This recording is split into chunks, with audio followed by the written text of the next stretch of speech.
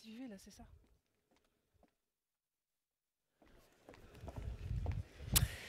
Bien, alors si vous voulez bien vous asseoir, on va aborder la dernière partie de cette matinée.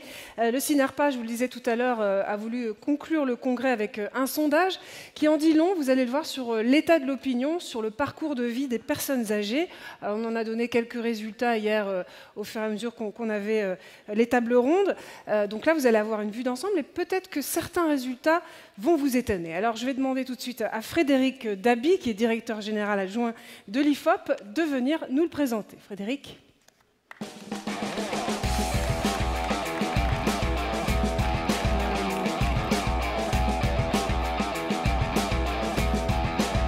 avez mis la télécommande. Je reste là. Merci Claire. Bonjour à tous et merci pour votre invitation pour ce congrès du CINERPA. Effectivement, je vais vous présenter les principaux enseignements, si le Pavlov marche bien, de ce sondage IFOP réalisé pour le CINERPA à l'occasion de ce congrès, un sondage relatif aux grands âges, et aux enjeux du vieillissement. Il s'agissait à travers cette enquête de déterminer et mesurer l'état de l'opinion sur le vieillissement, quelle représentation, quelles perceptions lui sont associées, de travailler sur le secteur du grand âge, quel degré de connaissance, quelle perception, quel potentiel d'attractivité, notamment sur les 3 types d'accompagnement, les services à domicile, les EHPAD et les résidences services seniors. Enfin, l'enquête avait pour objectif d'identifier les attentes à l'égard de l'offre de ce secteur du grand âge. Alors, un petit point de méthodologie. C'est une enquête grand public qui a été menée quelques semaines avant le premier tour de l'élection présidentielle, du 5 au 7 avril. Une enquête classique et pas classique. Classique parce que c'est une enquête d'opinion auprès d'un échantillon de Français représentatifs. Une sorte de mini-France a été constituée et elle est en rupture parce que ce n'est pas une enquête classique auprès de 1000 personnes, mais c'est plus de 1500 personnes qui ont été interrogées, ce qui permet un échantillon robuste et des possibilités d'analyse par grande catégorie, notamment la génération. Donc on va regarder ensemble les principaux enseignements et d'abord une partie introductive sur le rapport au vieillissement, quelle perception des Français, quel ressenti personnel vis-à-vis du vieillissement et de la perte d'autonomie.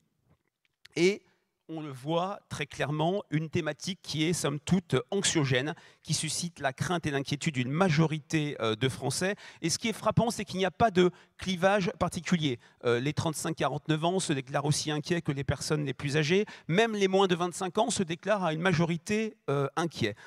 On a une inquiétude plus forte chez les personnes confrontées, c'est-à-dire les personnes qui ont dans leur entourage une personne en perte d'autonomie.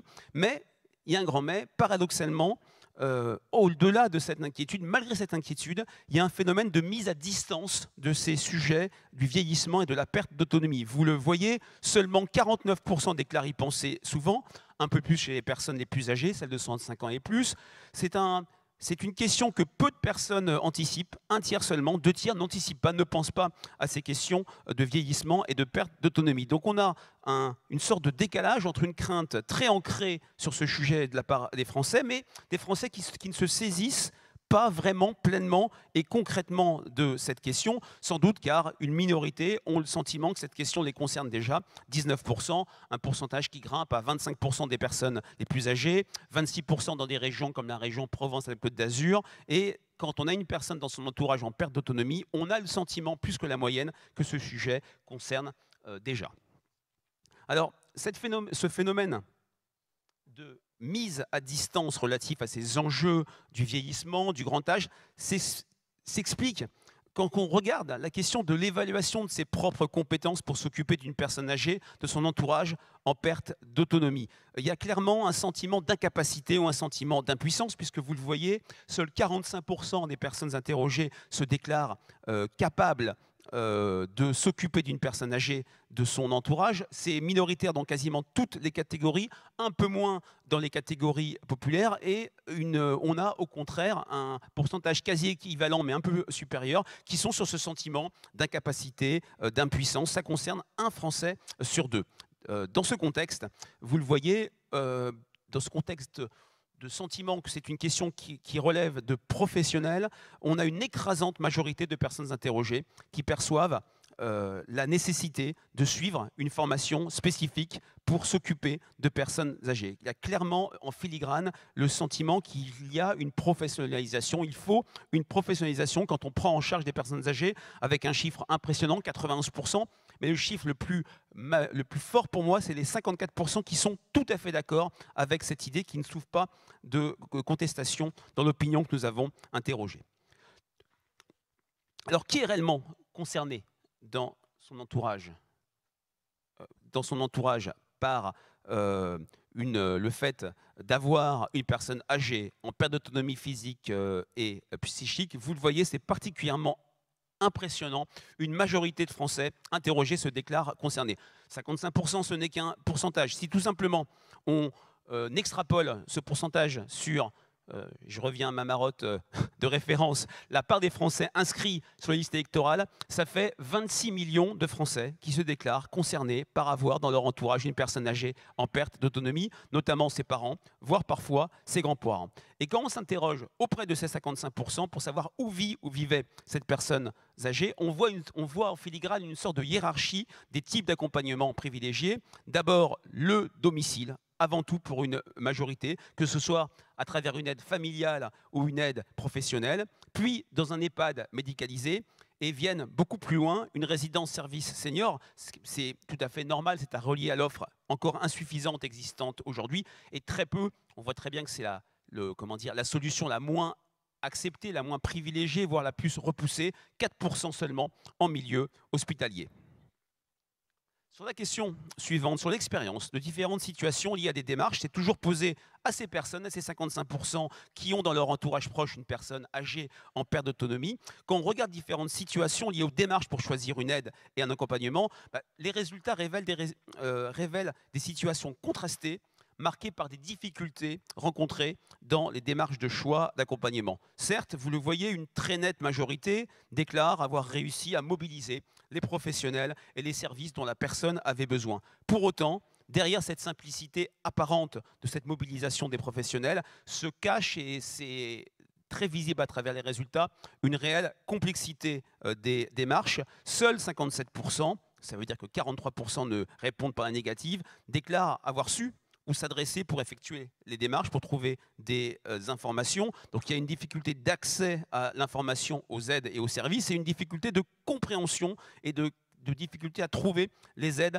et les services nécessaires, avec en miroir une personne sur deux qui déclare ne pas avoir trouvé facilement des solutions d'aide ou d'hébergement dont la personne avait besoin. Donc on a derrière une apparente facilité, des difficultés d'accès à l'information, d'accès aux aides et aux services nécessaires, avec en plus, et ça rejoint ce qu'on se disait sur la première question, sur un sujet qui n'est pas très facilement et difficilement anticipé, le manque d'anticipation de la part des proches est prégnant, puisque seuls 49% ont déjà ou avaient déjà abordé le sujet avec la personne et savaient quelle solution privilégier. Et sur ces différentes situations qui montrent une opinion quand même en difficulté, il n'y a pas de clivage particulier. C'est un jugement qui est assez massif. Alors, en deuxième partie, si ça marche, la deuxième partie qui concerne le secteur du grand âge, et on quitte la confrontation personnelle pour travailler sur les représentations associées au secteur du grand âge. Voilà, ça passe difficilement, mais ça passe.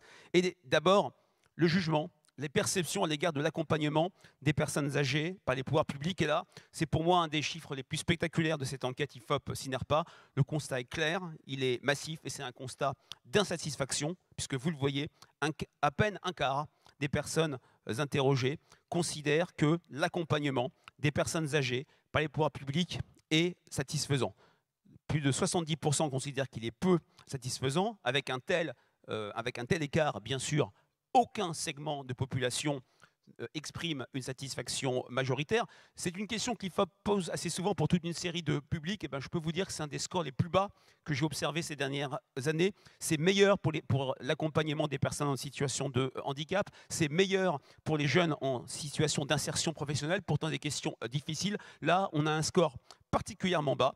Et au-delà de ce constat sévère, on a une évolution perçue depuis 10 ans en termes d'amélioration, en termes de détérioration, qui renforce ces critiques implicites, puisque seuls 31% des personnes interrogées, c'est quand même un peu plus chez les personnes les plus âgées, ça monte à 44%, mais seuls 31% ont ressenti une amélioration, 19% une détérioration, et pour moi le fait majeur, c'est que les personnes qui ne voient pas le moindre changement, les personnes qui ne se positionnent pas sur cette question représentent un Français sur deux. C'est peut-être le signe supplémentaire de cette distance, voire de la méconnaissance de ce secteur par une partie importante des Français. Donc d'un côté, une insatisfaction très fortement exprimée à l'égard des pouvoirs publics, ce qui, je dirais, entretient ce sentiment de mise à distance tant qu'on n'est pas concerné par le sujet. Et d'ailleurs, paradoxe apparent, mais qui n'en est pas un, on a donc d'un côté ce contexte d'insatisfaction, mais qui n'empêche pas le sentiment très fortement et très unanimement partagé. Les personnes interrogées, les Français interrogés, appréhendent très clairement, très massivement ces métiers d'accompagnement à la personne âgée comme des métiers d'avenir. 93%, le chiffre le plus important, c'est des personnes qui sont même tout à fait d'accord avec l'idée que ces métiers sont des métiers d'avenir. Elles sont presque une personne sur deux. Et puis, autre manière de voir l'importance accordée à ces métiers comme des métiers d'avenir. Bien sûr, le contexte démographique de vieillissement de la population joue à plein, mais de la même manière, la prescription de ce secteur d'activité des personnes à des personnes en recherche d'emploi. Est-ce qu'on recommanderait à un proche en recherche d'emploi ce secteur d'activité? Vous le voyez, on avait 93% d'un côté et concrètement, 84% des personnes interrogées recommanderaient à une personne en situation de recherche d'emploi de travailler dans ce secteur d'activité. C'est extrêmement important. C'est des questions que l'IFOP pose aussi régulièrement sur d'autres types de secteurs. Et là, on est à un niveau supérieur par rapport au métier de l'éducation et par rapport au métier de la santé. C'est un des chiffres les plus importants que j'ai vus au cours des dernières années. Donc, un secteur par rapport auquel les pouvoirs publics agissent mal d'après les Français, mais pour autant un secteur d'avenir attractif et que l'on recommande tout à fait facilement. Alors dans ce contexte, on va rentrer plus dans les types d'accompagnement possibles. Quelle notoriété des différents types d'accompagnement possibles? Et vous le voyez, il y a une notoriété extrêmement forte. Alors c'est bien sûr du déclaratif, il faut le prendre avec une certaine distance, mais cette notoriété dessine une hiérarchie. Vous le voyez, la notoriété la plus élevée concerne les services d'aide à domicile existants pour permettre aux seniors de rester chez eux, 93%, 59% voient même précisément de quoi il s'agit. Une notoriété qui croît avec l'âge et qui est indexée sur le niveau de revenus. Plus on est fortuné, entre guillemets, plus on a entendu parler de ces services d'aide à domicile.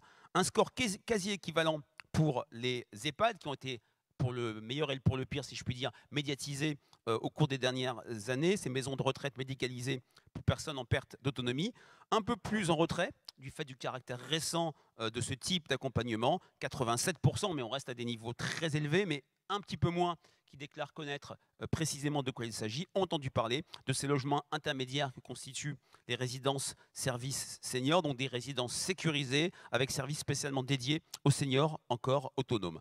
Alors, de la notoriété à l'opinion, bonne ou mauvaise opinion sur ces différents types d'accompagnement. Les personnes qui ne le savaient pas avaient été remis à niveau par une petite présentation de ces types d'accompagnement. On a globalement une cote d'opinion majoritaire systématiquement.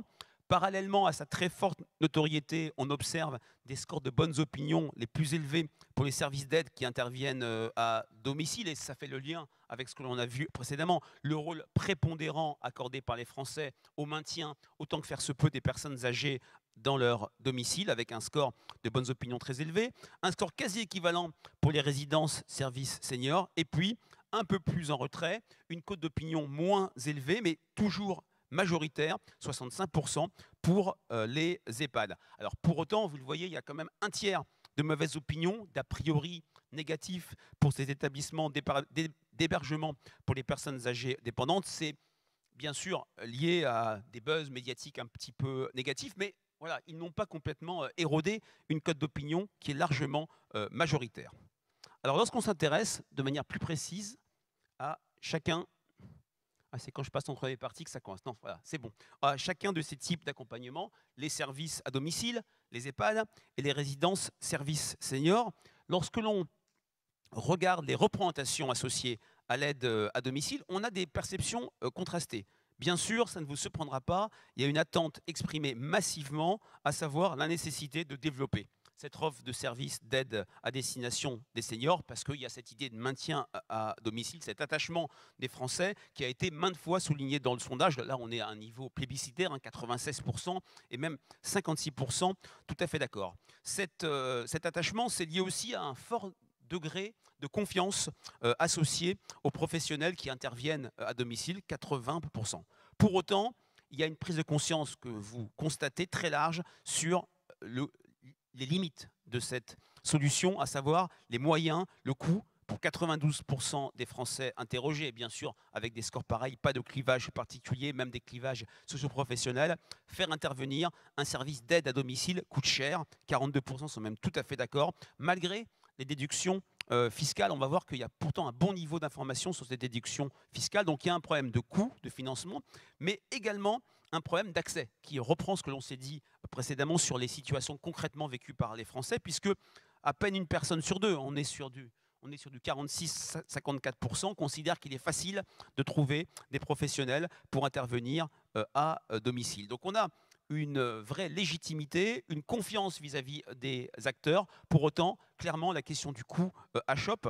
D'ailleurs, lorsque l'on s'intéresse aux critères prioritaires pour faire appel à des intervenants à domicile, vous le voyez, deux critères se dégagent fortement, cités par une majorité de personnes interrogées. Sans surprise, faisant écho à ce qu'on vient de se dire, le tarif mensuel d'intervention est un critère de choix prioritaire. Et puis, par rapport à cette question d'accès aux personnes, la disponibilité du professionnel, citée par 51%, viennent ensuite le choix des services proposés, les recommandations. On est sur un métier où on est sur de l'humain, et bien sûr, sur ce critère, comme pour d'autres éléments, d'autres dimensions, d'autres métiers, l'importance du bouche à oreille. 39% ont comme critère majeur les recommandations d'une autre personne.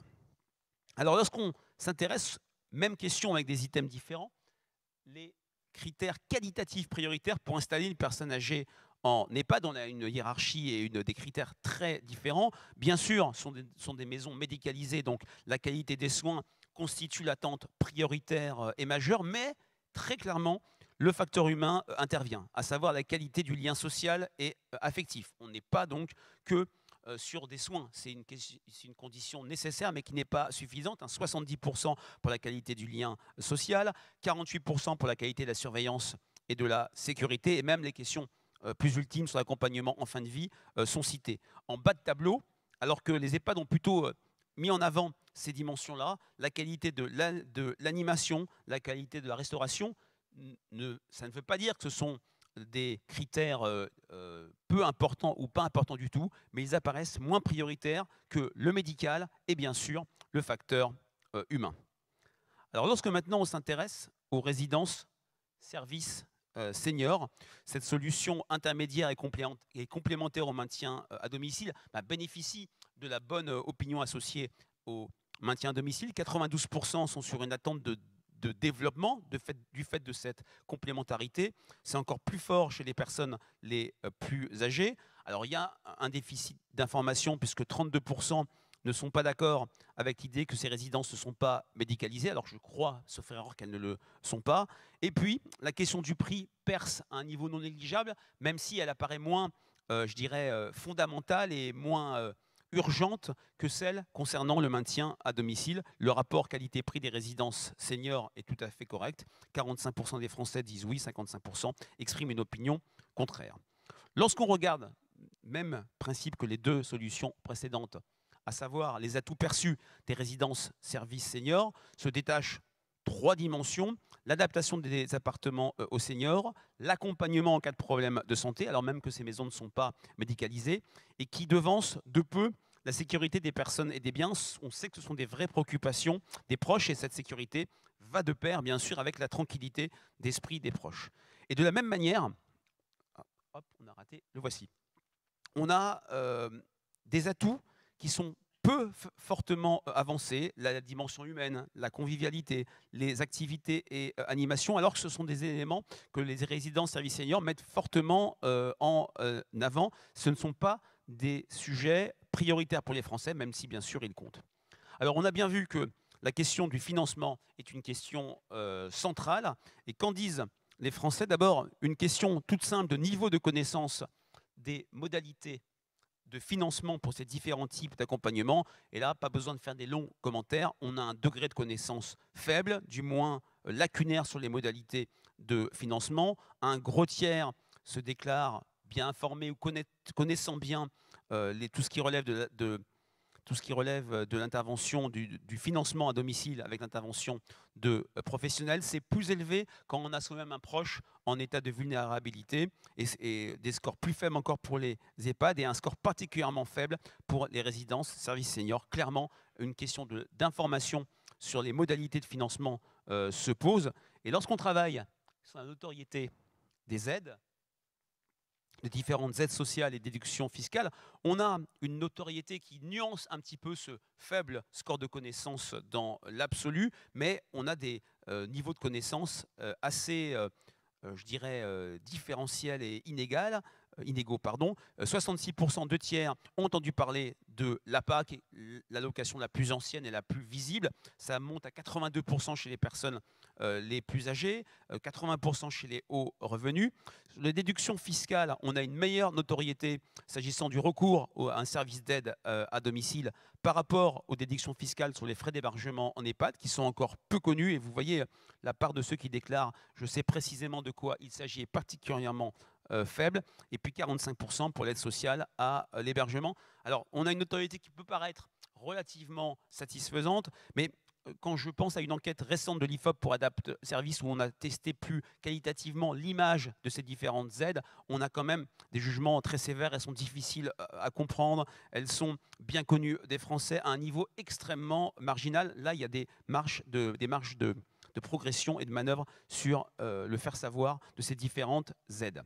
Alors, lorsqu'on travaille maintenant sur l'adhésion à différentes propositions pour le financement de l'hébergement des personnes âgées, comment aider au financement? Clairement, il y a une sorte de distinguo, de dichotomie entre une adhésion forte pour les solutions relevant des aides publiques, créer une aide à l'hébergement pour personnes âgées en perte d'autonomie attribuable en fonction des ressources. 83% sont d'accord, 80% seraient d'accord pour une nouvelle allocation universelle à l'hébergement. On est dans le sillage temporel de la campagne présidentielle et de la proposition de Benoît Hamon sur le revenu universel. Avec là, sur cette allocation universelle, on a un score d'adhésion très fort.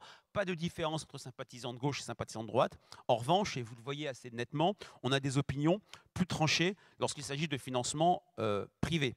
La logique assurantielle, c'est-à-dire créer une assurance dépendante obligatoire pour tous à partir de 40 ans avec 1 € par jour, recueille le soutien ou l'assentiment d'une courte majorité de Français. Et puis, là, il y a une mesure repoussoire avec un rejet massif d'une solution que je qualifierais à l'américaine, consistant en une prise en charge individuelle, une rupture avec le principe de solidarité des coûts liés à son vieillissement, puisque là, on a une adhésion qui est à peine de 21% pour l'idée de laisser les gens prendre en charge eux-mêmes les coûts liés à leur propre vieillissement ou en l'anticipant.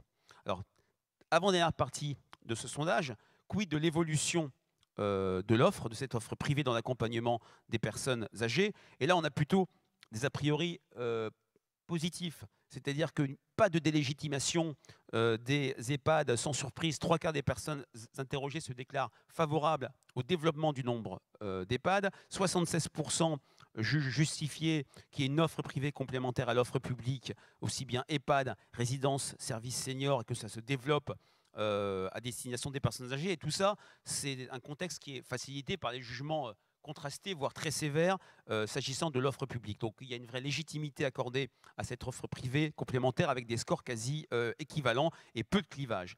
Lorsqu'on travaille sur comment, c'est-à-dire est-ce qu'on impose des critères de revenus pour obtenir des places subventionnées et les réserver ainsi aux personnes aux revenus les plus modestes, une majorité se déclare favorable.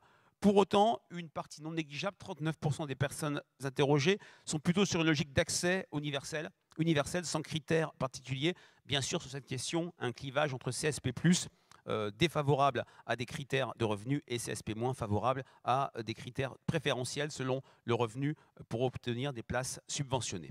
Alors, une dernière partie qui est maintenant un petit peu désuète, puisque le contexte présidentiel, heureusement, est passé. Qu'attendaient les Français en matière de vieillissement? Et puis, une question qui sonne quand même comme en filigrane, comme une critique de cette campagne présidentielle. J'ai vu ce type de réponse à toute une série de sujets sur le handicap, sur l'éducation, sur les questions de sécurité, le sentiment que les candidats à l'élection présidentielle, aux législatives, n'ont pas suffisamment évoqué la question de l'accompagnement des seniors dans leur vieillissement. Seuls 15% des Français ont le sentiment que cette question a été clairement évoquée. Lorsqu'on posait la même question sur les personnes en situation de handicap, est-ce que les candidats présidentiels ont parlé de l'accompagnement des personnes en situation de handicap? On était sur 24% de oui. Là, on est à peine sur 15%. On voit très bien à quel point cette question a été la grande oubliée de la campagne présidentielle, quel que soit le segment de population considéré. Et lorsqu'on est pour finir cette enquête, sur les engagements adoptés en priorité par les candidats, se fait jour, vous le voyez, une attente majoritaire, c'est vraiment développer le service d'aide à domicile pour les personnes âgées.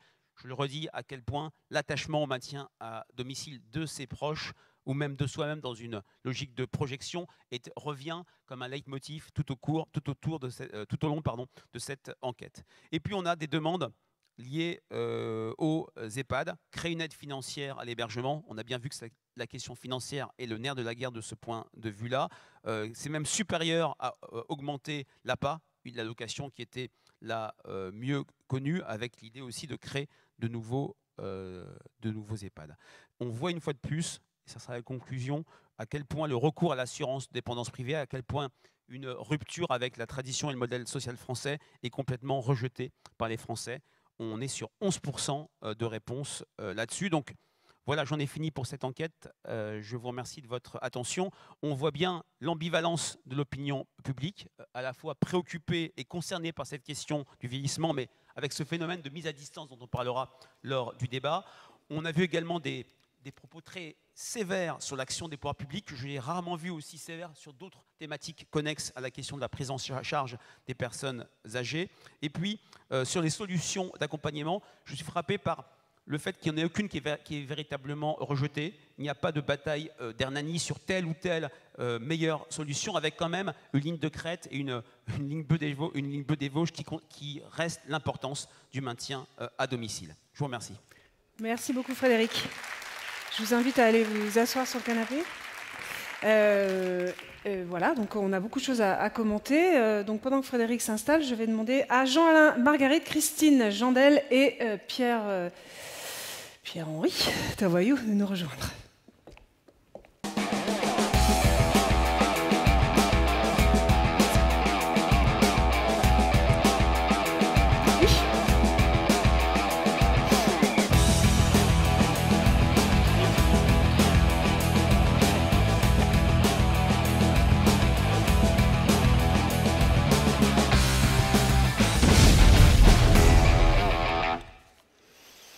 Bien, alors Jean-Alain, Marguerite, nul besoin de vous présenter. Christine Jandel, je vous présente. Vous êtes présidente du groupe Colisée. Pierre-Henri, vous allez aussi participer à cette discussion. On a beaucoup de choses à commenter. Moi, je voulais commencer par du positif.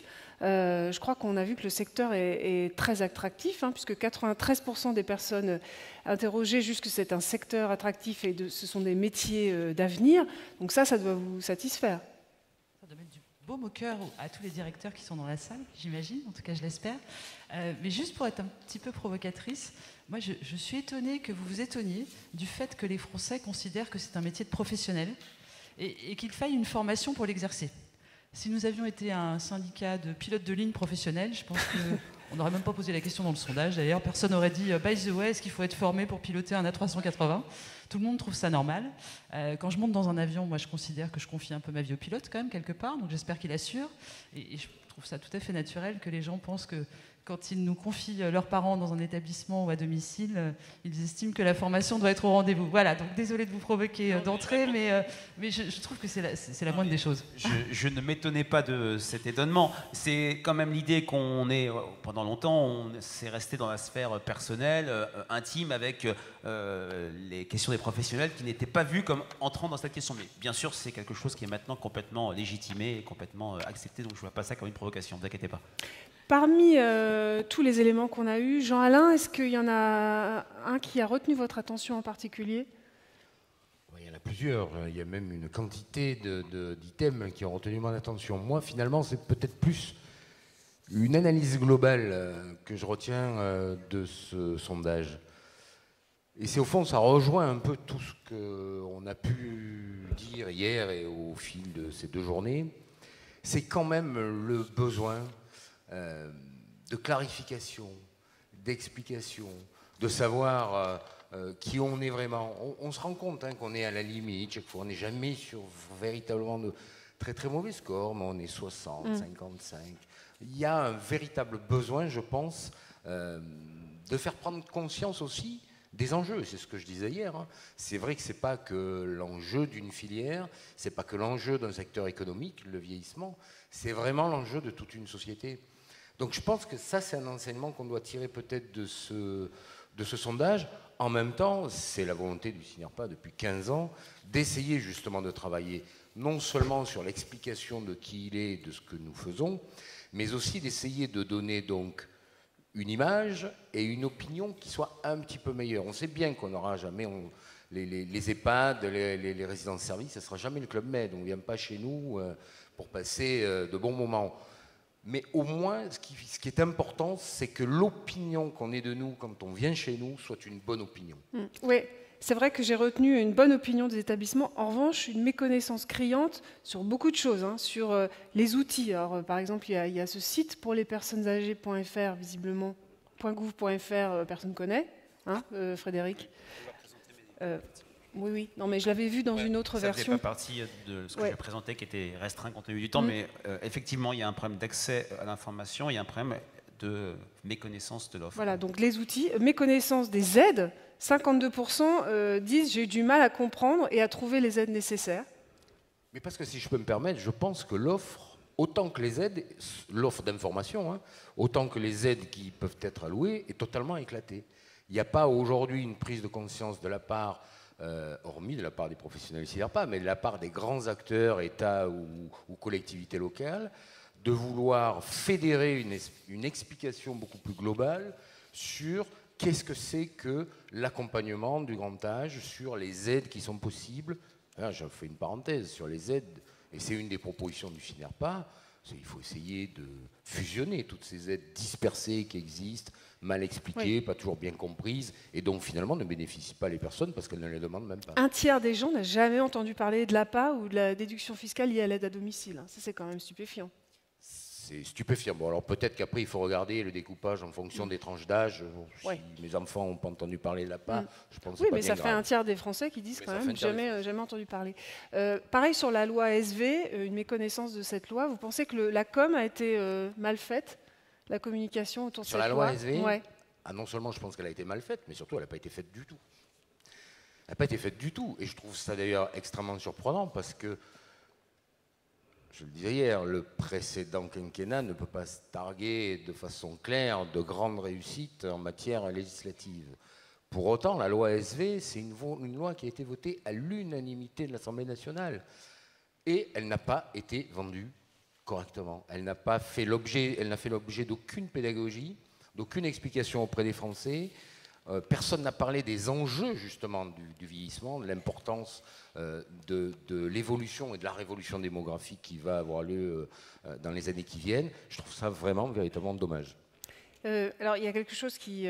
vous n'y êtes pour rien, les entreprises du secteur. 70% des Français jugent insatisfaisant l'accompagnement des personnes âgées par les pouvoirs publics. Mais par contre, ce qui peut peut-être vous faire de la peine, c'est que 50% n'ont pas constaté une amélioration de l'accompagnement des personnes âgées. Donc ça, est-ce que ça ne remet pas en cause un peu l'accompagnement en établissement ? Ça doit faire de la peine surtout à nos femmes et nos hommes politiques. Mais on avait une aparté tout à l'heure. Pardon, ouais, en aparté tout à l'heure, ce qu'on disait, et quelque part la réponse était dans l'intervention de Jean-Alain, la loi ASV, elle est passée à l'unanimité, parce qu'effectivement, c'est un sujet qui concerne tout le monde. Ça marche ? Comme ça, c'est bien. Ouais, que ça sur votre marche ? menton, ce sera D'accord. mieux. On vous Ok. entendra pas. Pardon, excusez-moi. Et c'est un sujet qui recouvre l'unanimité, parce que ça concerne effectivement tout le monde. Il n'y a pas de débat, du coup, on n'en parle pas.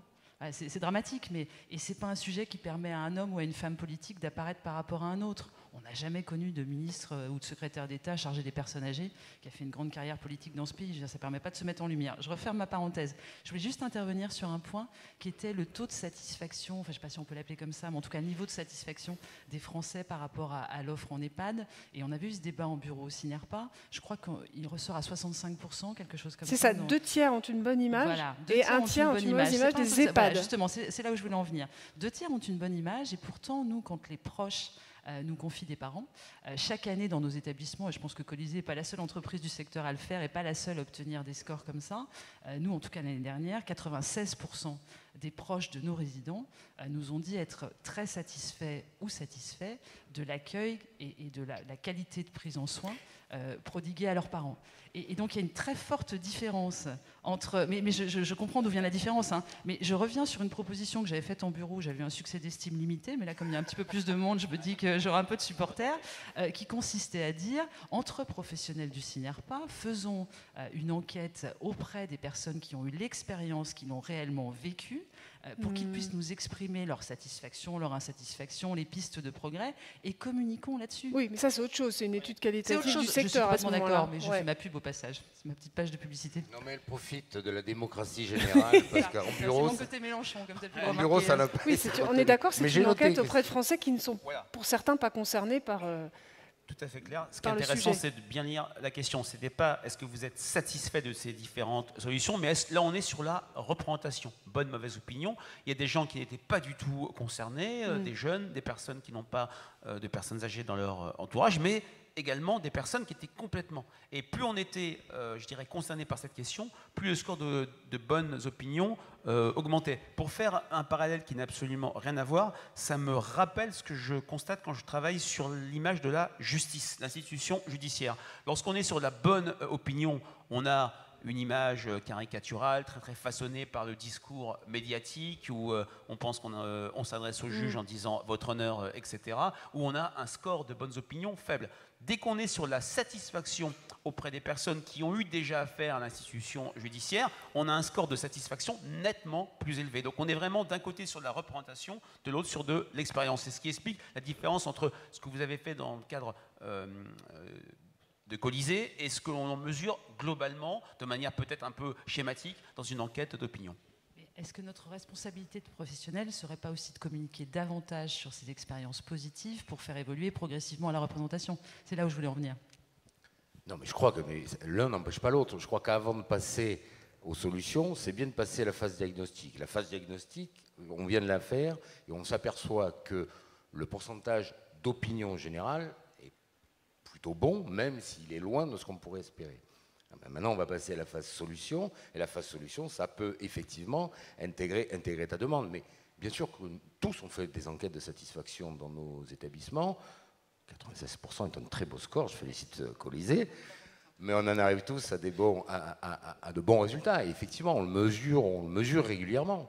Mais un autre point, moi, que j'avais noté, c'est la légitimité du secteur privé aussi. Et ça, moi, ça m'apparaît extrêmement important dans ce sondage, parce que tous autant que nous sommes dans la salle, on a pu douter longtemps de se dire, mais à force de voir de la façon dont on était parfois maltraité dans la presse et dans les médias, on pouvait se douter.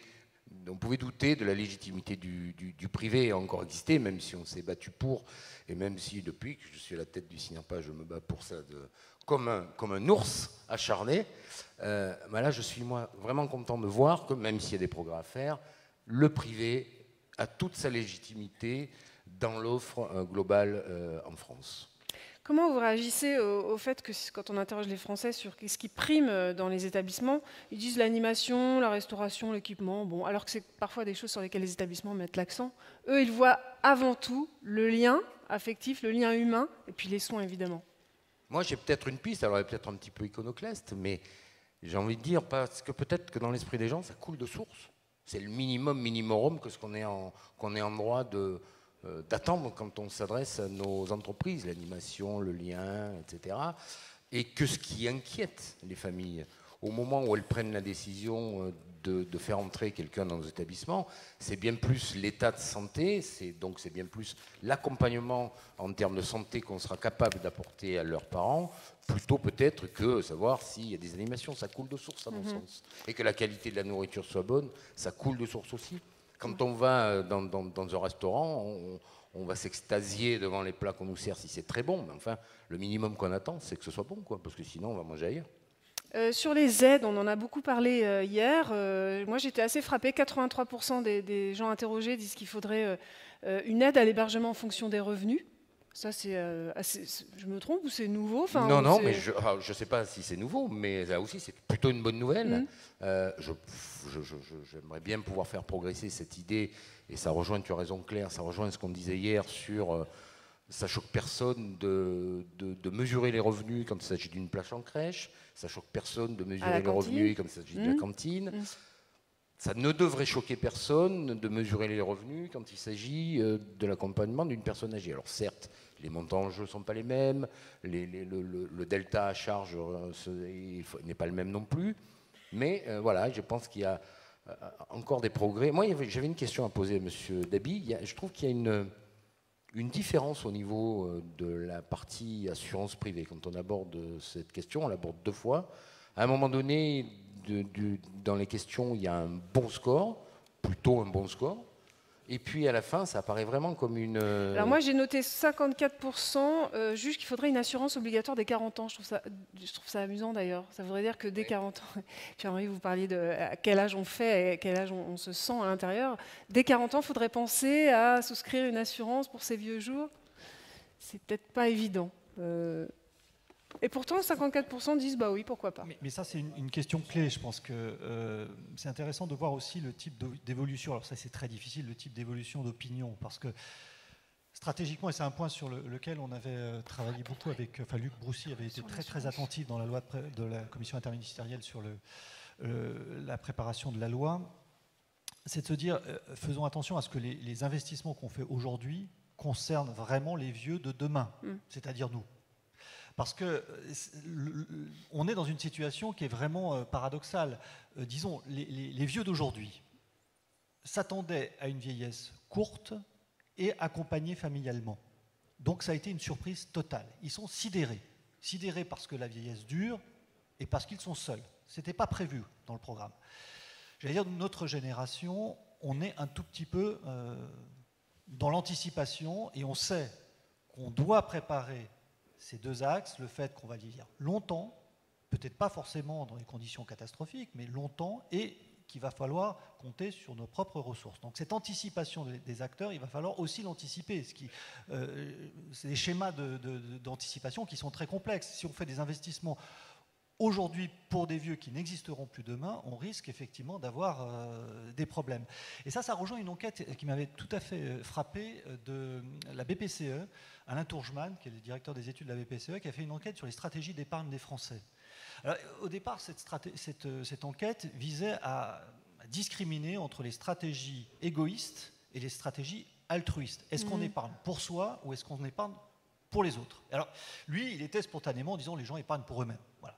Et puis, à force d'enquête, ça n'a pas marché. Et il s'est aperçu, ce truc extraordinaire, que les gens sont égoïstes par altruisme et altruistes par égoïste. Je veux dire pourquoi. Égoïste par altruisme, c'est-à-dire je m'occupe de moi pour ne pas être une charge pour mes enfants. Et je suis altruiste par égoïste, c'est-à-dire que je m'occupe de mes enfants pour qu'ils ne soient pas une charge pour moi quand je serai plus tard. Donc, constamment et au cours du fil de l'existence, on a cette double aspect qui est formidable, qui est en plus frappé du coin du bon sens, mais qui est extrêmement intéressante à étudier. Donc, de ce point de vue-là, toutes les stratégies d'anticipation et les stratégies à venir, là vraiment, on aurait besoin d'indicateurs, d'anticipateurs pour se dire veillons vraiment à s'adresser au public qu'on aura et non pas au public qu'on a. Est-ce qu'il y a toujours une gêne pour aborder ces sujets? Parce que ce qui m'a frappé aussi, c'est que la moitié des gens interrogés n'ont jamais abordé le sujet avec la personne concernée, c'est-à-dire celle qui va avoir besoin d'un accueil. Ça rejoint malheureusement ce que l'on rencontre comme difficulté lors d'un accueil d'une personne en établissement. C'est que la plupart du temps, la décision est prise dans l'urgence, liée à un problème de santé, à une sortie d'hôpital, à une chute à domicile. Et alors, ce qui est très frappant, c'est que c'est toutes catégories socio-professionnelles confondues. C'est-à-dire qu'il n'est pas question de moyens financiers ou de connaissances. Enfin, ça ressort assez bien d'ailleurs de l'enquête. Je pense qu'on arrive dans des situations où des gens qui pourtant avertis, parfois presque dans le secteur, ont besoin d'une solution en urgence parce que c'est effectivement un sujet que personne n'a vraiment envie de voir ni d'aborder à l'avance, clairement. Donc il y a une forme de non-anticipation, hein, même si les gens se disent très inquiets sur le vieillissement, mais ils n'anticipent pas. Ça, c'est intéressant. Alors, ce qui est assez intéressant, c'est que quand même, nous, on a mesuré à l'IFOP, on a la chance d'être un institut très très âgé. On a été créé en 1938, c'est le plus vieil institut français, donc pas en situation de dépendance, mais quand même âgé.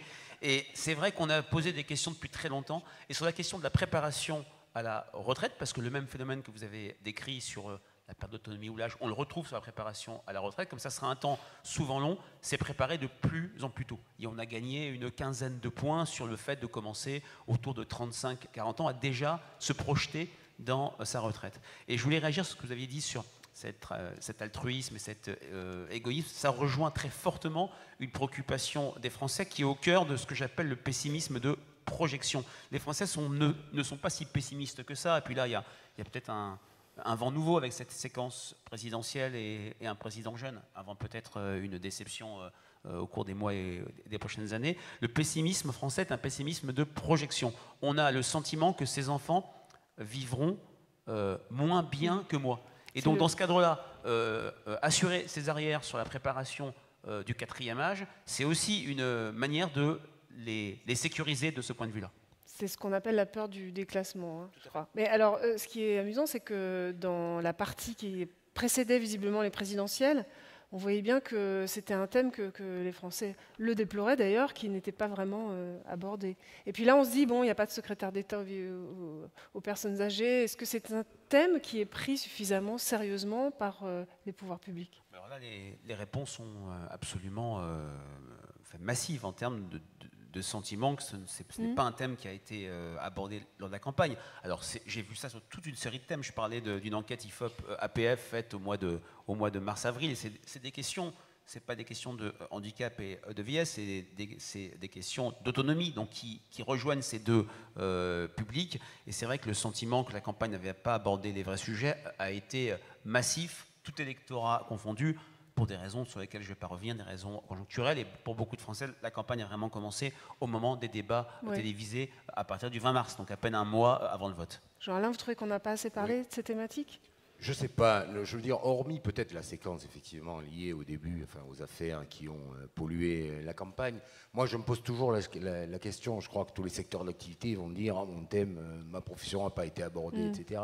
Est-ce que véritablement des thématiques aussi précises, aussi sont des thématiques d'élection présidentielle? Moi j'en suis pas persuadé. Est-ce que ça veut dire pour autant que les gens qui auront le pouvoir au moment où ils l'auront ne s'occuperont pas de ces problématiques-là? L'histoire démontre que c'est pas vrai. C'est pas parce qu'on n'en parle pas au moment de l'élection présidentielle qu'on s'occupe pas. Alors par contre, c'est vrai que on peut ne pas aborder la problématique de façon forte ou générale. On peut quand même donner des indications de stratégie ou des directions ou des dynamiques globales. Ce qui n'a pas été fait durant cette campagne, ce qui avait quand même été fait durant les précédentes, que ce soit François Hollande ou Nicolas Sarkozy auparavant. Mais est-ce que ça va changer grand-chose? Moi, j'en suis pas persuadé. Et enfin, sur le secrétaire d'État, je rejoins absolument ce que Florence a dit hier. Ouais, bien sûr, on peut toujours se dire symboliquement, il n'y a pas... Mais quelque part, on a jusqu'à aujourd'hui, jusqu'à hier en tous les cas, une ministre de la Santé qui a semblé s'approprier cette thématique. Et une ministre de la Santé, c'est toujours mieux qu'un secrétaire d'État, parce qu'une ministre de la Santé, ça participe au Conseil des ministres, et qu'un secrétaire d'État n'y participe pas. Qu'au moment des arbitrages financiers, quand il faudra les prendre, ben la ministre, elle sera là et elle a du poids. Donc si on a une ministre qui s'intéresse au sujet, qui s'entoure d'une équipe compétente, ce qui semble être le cas, moi, ça me satisfait plutôt pas mal. Oui, sur la campagne électorale, je pense qu'il faut... Est-ce qu'une seule campagne électorale a fait l'objet une éloge qui consistait à dire les débats de fond ont été posés, on a discuté projet contre projet. Il y a un petit livre là, de Gérard, enfin un grand livre de Gérard Courtois qui raconte les campagnes électorales qui est passionnant, et on voit qu'à chaque fois, aucun débat de fond n'a eu lieu. Moi je trouve en réalité, complètement contre-intuitif, nous avons la chance extraordinaire en France d'avoir une campagne électorale fondée sur des livres. Alors évidemment, il faut les lire. Mais ils existent. Alors moi, je me les suis tapés tous. Voilà. Je travaille sur l'art politique à l'âge démocratique en ce moment. Je me les suis tapés tous. C'est extraordinaire. Mais imaginons dans le monde, quelle autre campagne électorale, tous les candidats vont faire des bouquins. Et des bouquins qui sont en général plutôt bons. Je veux dire, tous très bons. Et plutôt bien vendus. En tout cas, celui d'Emmanuel Macron, alors, il s'est bien vendu. Ça, on verra, on voit. Mais donc, on a en fait une campagne électorale qualitativement exceptionnelle. Alors que les Français râleurs, par essence, disent oui, on n'a pas pu débattre. Oui, mais toutes les idées sont sur la table. Et c'est unique dans le monde, de ce point de vue-là. Alors, je partage ce que vous dites. C'est vrai qu'il y a toujours des insatisfactions. Il y a aussi la question de la connaissance par les Français des grandes orientations. Ce qu'avait annoncé le président Chirac en 2002, le fait que le cancer, le handicap, la sécurité routière seraient des priorités. Ce sont des rares politiques ou publics où on a eu le sentiment que des choses avaient été faites. Parce que le président, les équipes au pouvoir ont dit les choses et ont donné des jalons aux Français. Il y a sans doute beaucoup de choses qui ont été faites lors des 2 quinquennats précédents, mais le sentiment dans nos enquêtes, notamment qualitatives, c'est que les Français ne voyaient pas la finalité et les grandes orientations. Mais je partage ce que vous dites précédemment. C'est vrai qu'avec les livres, les propositions, on a quand même beaucoup de choses. Mais je pense que dire les choses, nommer les choses, montrer le chemin, c'est une manière de rallier et mobiliser l'opinion publique. On l'a vu sur la sécurité routière, on l'a vu sur le handicap, malgré des frustrations sur la loi de 2005. Alors si on doit parler des livres, alors là pour le coup, sur la vieillesse et le vieillissement, il n'y avait pas grand-chose. Oui, l'autre point, sur ces questions, on revient à ce qu'on disait tout à l'heure, ce n'est pas un sujet clivant. C'est-à-dire que ce n'est pas un sujet clivant sur le plan politique, donc tout le monde est tellement d'accord sur le handicap, personne ne va dire non, le handicap, je suis contre, si je puis dire. Ou, voilà. Donc là-dessus, il y a un élément consensuel qui fait que, évidemment, les candidats ne vont pas distinguer sur ce point. Mais malgré tout, je trouve dans tous les bouquins, il y avait quelques axes d'orientation et des grilles de lecture qui étaient, à mon sens, pas inintéressantes. Et c'était peut-être le point le plus intéressant dans la subtilité de chacun des bouquins. Alors pour conclure, je vais revenir à un aspect assez pratique de ce qu'on a vu dans le sondage. Je note que 54% des Français trouvent que ce n'est pas facile de trouver des professionnels. Christine, est-ce que c'est vrai? Est-ce qu'il y a un manque de professionnels suffisamment formés? Qu'est-ce qu'il faut faire pour la formation? Ce sera peut-être la conclusion de notre débat. Alors, ça a beaucoup évolué tout de même. D'abord, le métier a beaucoup évolué avec les différentes réglementations, notamment sur la formation des directeurs d'établissement. Moi, j'ai coutume de dire qu'à l'époque, on avait tous râlé, il faut être honnête. Quand on nous a dit, maintenant, il faudra que vos directeurs soient formés avec un niveau 1 ou 2, je ne me rappelle plus, l'éducation nationale, tout le monde a dit, ça ne sert à rien. Bon, en fait, ce n'est pas vrai du tout, parce que ça a attiré dans le secteur de jeunes professionnels ou des professionnels en reconversion qui ont découvert un nouveau métier avec des formations spécifiques. Ça a beaucoup évolué aussi sur les infirmières. Je pense que ça va beaucoup mieux. On a encore un petit peu de difficulté à trouver notamment des aides-soignantes, mais la validation des acquis de l'expérience nous permet quand même de former beaucoup de nos salariés qui sont en poste aujourd'hui et de leur offrir des possibilités d'évolution. Je trouve que la tension est moindre que celle que l'on a pu voir, on va dire, il y a 5 ou 10 ans, et notamment à l'occasion du passage aux 35 heures. Je pense qu'on est tous d'accord pour dire ça. Après, c'est vrai, je suis assez surprise. Alors, pour être honnête, ce que je vais dire va être terrible, mais les Français disent c'est super, c'est un métier d'avenir, et on aimerait bien encourager les personnes qui sont au chômage à aller vers ce secteur-là. J'entends peu de parents, moi, autour de moi, me dire qu'ils rêvent de voir leur fille être soignante en maison de retraite. Je pense qu'il y avait un autre chiffre. Un tout petit peu réaliste sur le sujet. Ouais, ça doit être pour la fille des voisins, mais pas forcément pour la leur. Quoi. On a toujours un peu ce sujet quand même qui est, ce sont des métiers qui font un peu peur, entre guillemets, et qui, même si les Français comprennent que l'évolution démographique est telle que forcément ça sera des métiers d'avenir accessoirement non délocalisables, je pense qu'il y a ça aussi, ce sont des métiers qui restent dans le pays. Et moi, quand j'entends, ça me fait dresser les cheveux sur la tête quand j'entends des gens imaginer des stratégies où on va permettre aux personnes âgées d'aller prendre leur retraite au Maroc ou je ne sais où, ou en Thaïlande, parce que la main-d'œuvre est moins chère. Là, j'avoue que j'ai un peu de mal, alors qu'on fait si bien ce métier en France. Donc je pense que sur le plan de l'attractivité, on a encore des gros progrès à faire pour expliquer rappeler que dans la technique de prise en charge, il n'y a pas d'ailleurs que la prise en charge de la perte d'autonomie. C'est le dernier point sur lequel je voulais intervenir. Ce n'était pas du tout votre question, je suis désolée. Mais pour rebondir sur votre intervention de tout à l'heure, c'est flagrant comme on peut réduire l'entrée en âge comme étant simplement la perte d'autonomie. Et du coup, dans nos établissements, il faut quand même s'interroger sur le fait qu'on n'est pas là uniquement pour combler cette perte d'autonomie. On est là aussi pour permettre à nos résidents de continuer à exercer des responsabilités. Par exemple, tout le travail que font tous les établissements pour permettre aux résidents d'aller voter. Alors ça paraît peut-être évident, mais c'est pas une perte d'autonomie de ne pas pouvoir aller voter. C'est juste que pouvoir continuer à exercer ses responsabilités de citoyen. Tout le travail qu'on peut faire pour rendre les résidents acteurs dans un établissement, c'est aussi continuer à être responsable de quelque chose dans sa vie. Voilà, donc cette dernière intervention que je voulais faire, mais je pense qu'il faudrait qu'on arrête nous-mêmes de réduire notre travail au fait de combler la perte d'autonomie. C'est absolument pas positif comme message. Et si on arrivait à expliquer qu'il y a d'autres dimensions à faire prendre en compte par les établissements et sur lesquels des professionnels bien formés peuvent très fortement faire progresser les personnes accueillies en établissement, je pense qu'on rendrait les choses encore un peu plus positives et un peu plus attractives. J'ai trouvé une nouvelle mission pour Christine au sein du CINERPA. Hein. Alors juste pour rebondir sur ce que vous disiez sur l'attractivité, auprès des jeunes, ça m'avait frappé, moi, il y avait 37% qui disaient que ce sont des métiers d'avenir. À quoi Laurence Parisot m'avait dit, c'est déjà pas mal. 37% des jeunes, 18-24, qui se disent « tiens, c'est un secteur dans lequel je pourrais travailler ». Sur ces bonnes paroles, je vais laisser la parole à la salle, qui a sans doute des questions. Alors, qui a des questions? Alors, ceux qui se recoiffent, ça compte pas. Qui veut poser une question? Non. Ah, ouais, ils sont endormis. Hein, c'est faire le gala le jeudi soir, c'est terrible. Bon, écoutez, s'il n'y a pas de questions, moi je vais en profiter pour vous inviter, pas Jean-Alain, mais les autres intervenants. D'abord, merci beaucoup pour tous ces débats de qualité. Moi, je voulais vous dire, avant de laisser la place à Jean-Alain, que j'étais très contente d'animer ce congrès. Ça m'a beaucoup nourri. Donc la prochaine fois que je parlerai de grand âge, voilà, j'aurai un peu plus d'éléments à ma disposition. Donc merci à vous, public, et merci au CINERPA de m'avoir fait confiance. Et Jean-Alain, je vous laisse la parole pour votre discours de clôture. Merci. Claire, je crois que les applaudissements qui se sont destinés sont amplement mérités. Bravo pour nous avoir accompagnés ces 2 jours. Merci beaucoup.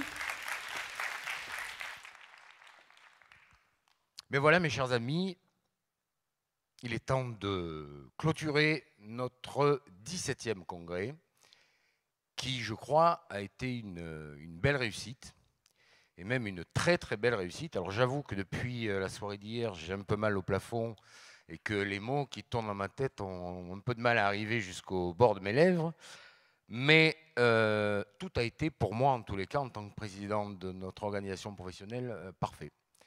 Parfait, le lieu, l'organisation, le déroulement, la qualité des invités qui se sont succédés sur les tables rondes, la qualité des débats, le fond des débats, la forme des débats. Moi, je suis absolument satisfait. J'espère que vous aussi. Je voudrais donc remercier toute l'équipe du CINERPA, Florence Arnez-Momé en tête et Carole, et puis toute l'équipe. Je ne vais pas citer tout le monde comme l'année dernière, mais vous savez que je pense à vous tous. Je voudrais vous remercier, vous qui êtes restés jusqu'au bout. Vous êtes moins nombreux qu'hier, mais bravo à vous. Ça veut dire que notre thématique d'aujourd'hui vous a intéressé. Donc, c'est à vous que je dis merci.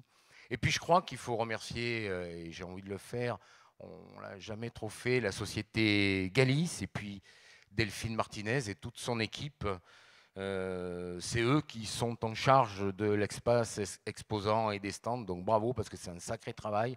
Pour une fois, je suis venu en avance cette année et j'ai vu ce que ça donnait dans la zone exposant. Franchement, c'est du boulot.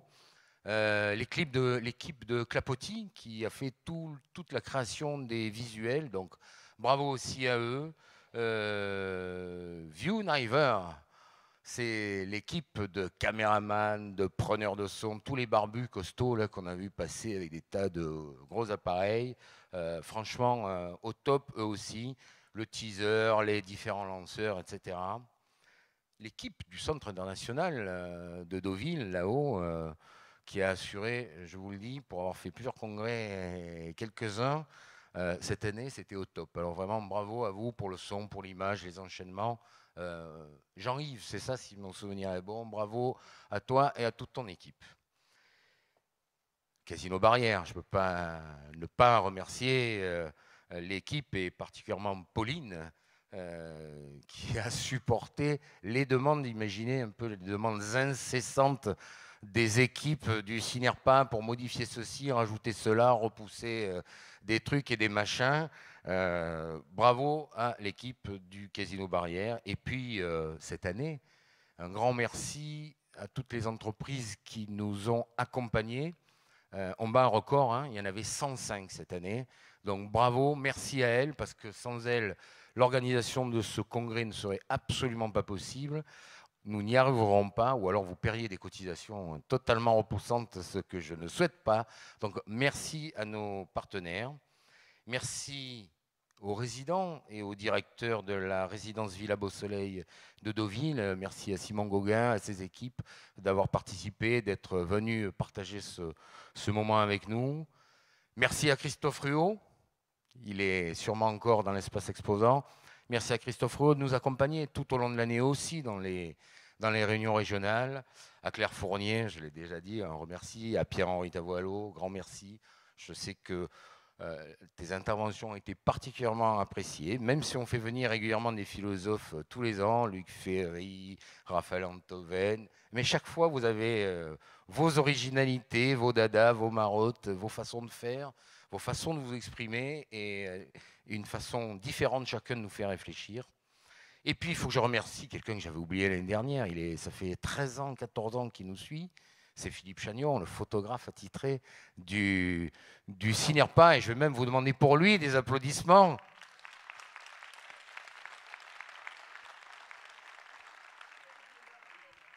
Et pour une fois, il est là. Voilà, écoutez, je ne vais pas vous garder plus longtemps. Je vous remercie une nouvelle fois. Je vous donne rendez-vous l'année prochaine à Lyon. Il paraît que hier soir, j'ai promis quelque chose. Moi, j'ai complètement oublié, mais on m'a dit que ce matin, que j'avais promis quelque chose. Bon, je réfléchirai. J'ai 12 mois pour procéder à cette réflexion. Je vous remercie beaucoup. J'espère qu'on pourra, et on va en discuter au Cinerpa, refaire un sondage IFOP, parce que moi, ça m'a passionné. Les résultats sont intéressants. En refaire un pour finalement mesurer l'évolution des résultats de ce sondage. Je crois que dans le temps, ce sera quelque chose d'extrêmement intéressant. Voilà, rentrez chez vous, bon voyage, merci, passez un très bon été et à l'année prochaine.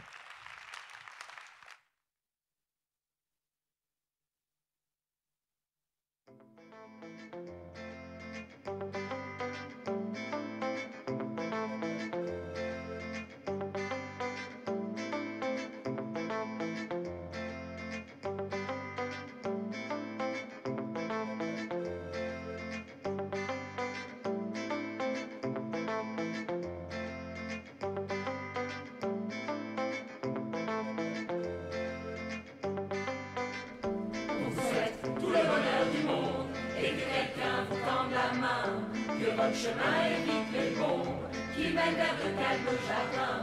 On vous souhaite tout le bonheur du monde, pour aujourd'hui comme pour demain. Que votre soleil éclaircisse l'ombre, qui brille d'amour au quotidien.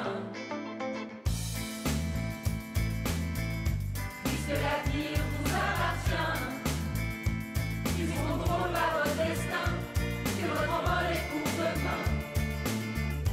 Comme tout ce qu'on a à vous offrir, saurait toujours vous suffire dans cette liberté à venir. Puisqu'on ne sera pas toujours là, comme on le fut au premier pas. On vous souhaite tout le bonheur du monde et que quelqu'un vous tende la main. Que votre chemin évite les bombes qui mènent vers de calmes jardins. On vous souhaite tout le bonheur du monde, pour aujourd'hui comme pour demain. Que votre soleil éclaircisse l'ombre, qui brille d'amour au quotidien. Toute une vie s'offre devant vous, prenez la vivre jusqu'au bout, souvent en joie au rendez-vous, libre de faire vos propres choix, de choisir quelle sera votre voie.